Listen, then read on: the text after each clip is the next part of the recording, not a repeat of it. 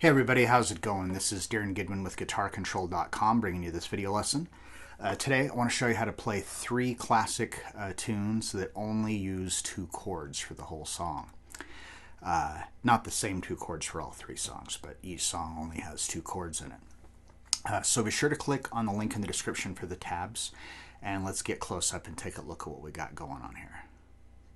Alright, so the first song we're going to look at is Eleanor Rigby by the Beatles.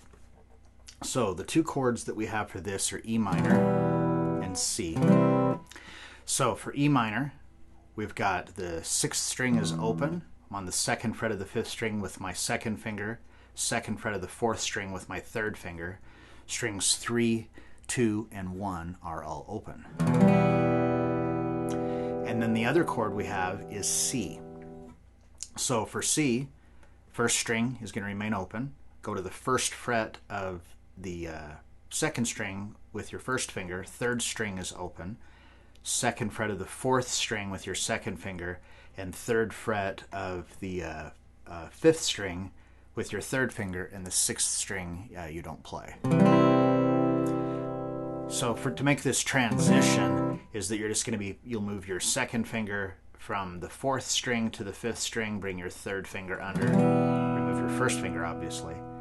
And then to switch back to C, we just move our third finger back up, drop our second finger back to the fourth string, put our first finger back on the second string. All right, so like I said, the song only just uses those two chords. And the strum on this, you strum on the downbeat, and then you rest on the upbeat or offbeat. So it's like 1 and 2 and 3 and 4 and for everything. So we have, for the intro, we start with C, and we have two measures. 1 and 2 and 3 and 4 and 1 and 2 and 3 and 4 and then two measures of E minor. So it's like.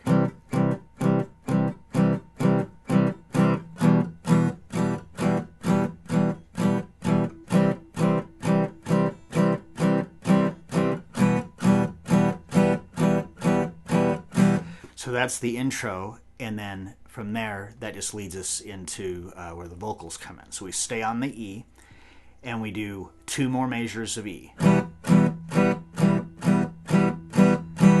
Then, or excuse me, three measures of E.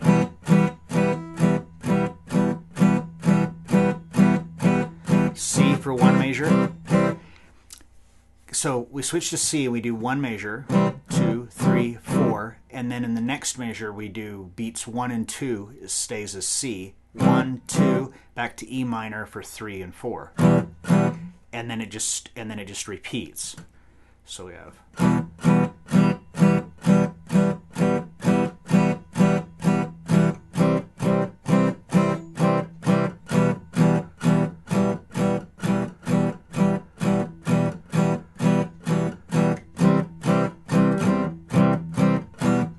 Oops, a little mistake there. That repeats a couple of times, and then we just have three measures of E minor.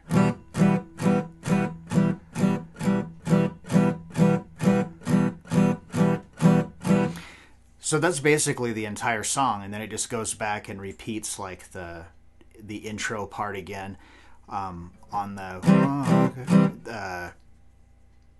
the all the lonely people part of it. So if you're playing it, like along with the track, playing with that strum works really well. And if you're playing it by yourself, it still works well. It's just that it's it's a little repetitive. So you can always change it up to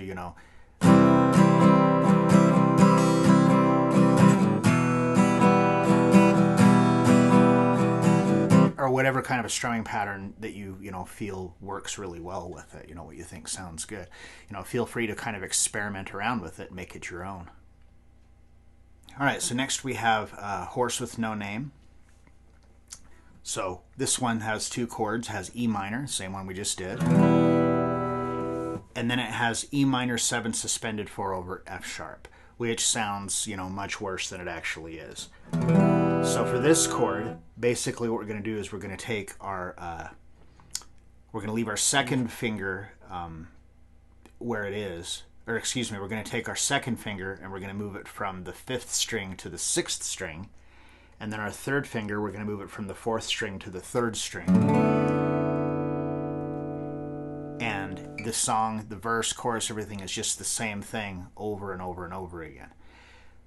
So it's got a similar strum to Eleanor Rigby, except instead of resting on the ands, we're going to do a percussive, so like.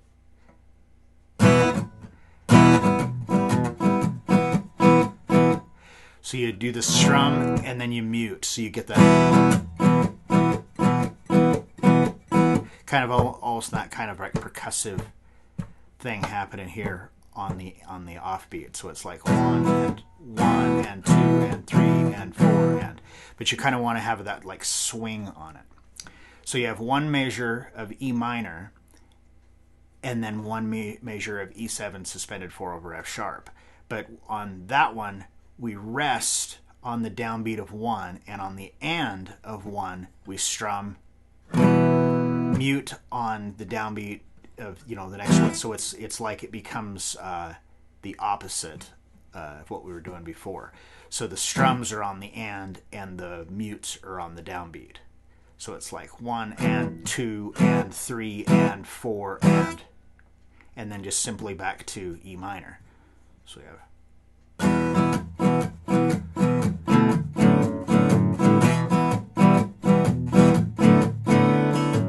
Now, again, you can kind of change up that rhythm on this and make it, you're playing it by yourself, especially if you're going to play it and sing it, you could.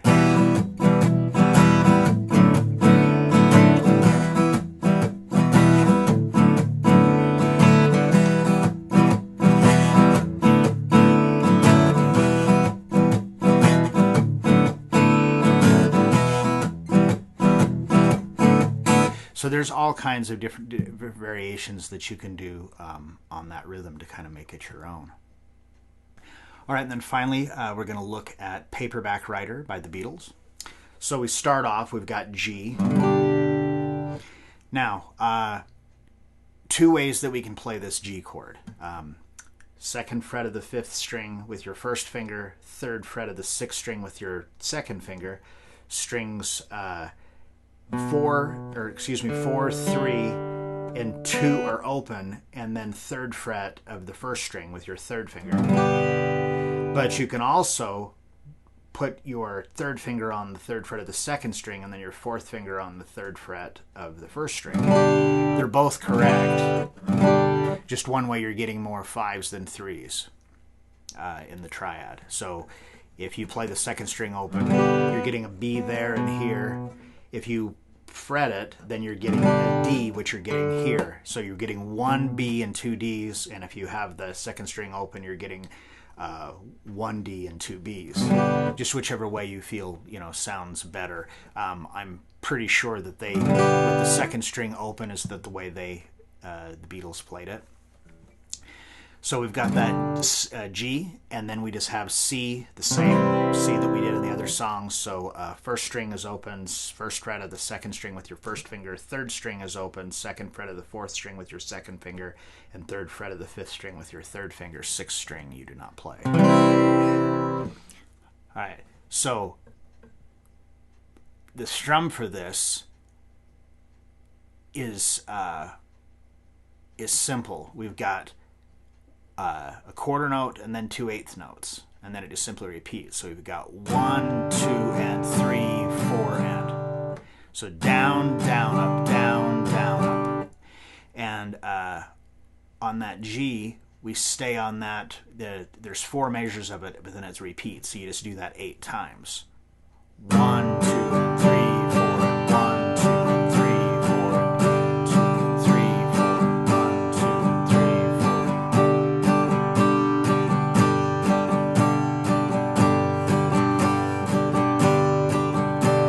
4. 2 measures of C, same strum. And then the G is just 2, like 1, 2, and then you rest on 3, 4, and then a whole other measure of rest. So it's like 1, 2, 3, 4, 1, 2, 3, 4, and then it just starts over again.